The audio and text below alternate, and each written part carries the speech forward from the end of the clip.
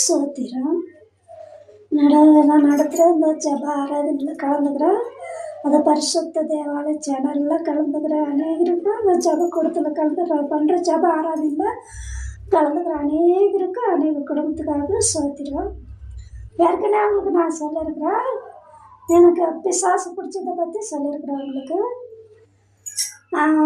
இப்போ அதை பற்றி தான் சொல்ல போகிறேன். இப்போ ஒரு பிசாசு ஒருத்தர் ஒரு உடம்புல சேர்ந்தனா அது அவங்க உயிரை கொண்டு அதோடு சேர்த்துக்கணுன்றதுக்காக தான் அது வரும். எல்லாருக்குமே தெரியும். அது எப்படியாவது அவங்கள கொண்டு அவங்க கூட சேர்த்துக்கிட்டு கூட்டிகிட்டு போகணுன்றதுக்காக தான் ஒருத்தர் ஒரு சரீரத்துக்குள்ள அந்த பிசாசு பிடிக்கும். எல்லாருக்குமே தெரிஞ்ச விஷயம் அது. அப்போ ஆனால் நாங்கள் இப்போ எந்திரிச்சு அந்த அந்த தூங்கியாச்சு வந்தாலும் ஆலமரத்துக்குள்ள படுத்துருந்து நான் எந்திரிச்சு வந்தேன்னு சொன்னோன்னா வந்ததுக்கப்புறம் அப்போ அந்த பசங்கள்லாம் சொன்னாங்க, எது நான் மூச்சு கன்னத்தில் எவ்வளோ நேரமாக தூங்கினேன்னு இருக்கிறேன்னு இப்போ என்னை பார்த்து சிரிச்சுட்டு அப்போ அந்த கன்னத்தில் பார்க்குறாங்க 5 வரல 15 இருக்குது. அப்போ அந்த பசங்க யார் ஒன்று அடித்தது இப்படி 15 இருக்குது அப்படின்னு சொல்லி கேட்பாங்க. கேட்டதுக்கப்புறம் அப்போ என்னோட கூட பிறந்த சகோதரி அக்காவும் என் கூட தான் இருக்கிறாங்க. அப்போ அந்த டைமில் விளையாடும்போது எங்கே போனாலும் நாங்கள் 2 பேர் தான் போவோம்.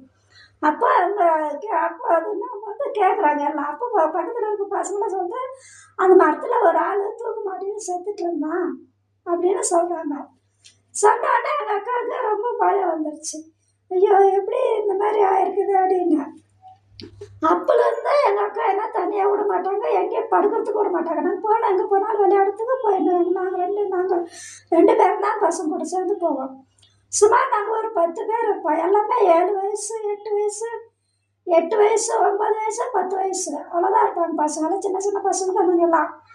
அப்போ அந்த ஆலமரம் பார்க்கறதுக்கு நீங்கள் பார்த்து நான் இப்போ கூட அதை நினச்சி பார்க்கும்போது எனக்கு பயம் வரும். ஆனால் அவ்வளோ பெரிய ஆலமரம் அது. இந்த பெரிய அருவியில் 2 பக்கமும் 2 மரம் தான் இருக்கும். அந்த லாஸ்ட்டில் ஒன்று இந்த லாஸ்ட்டில் ஒன்று அவ்வளோ பெரிய மரம் அது.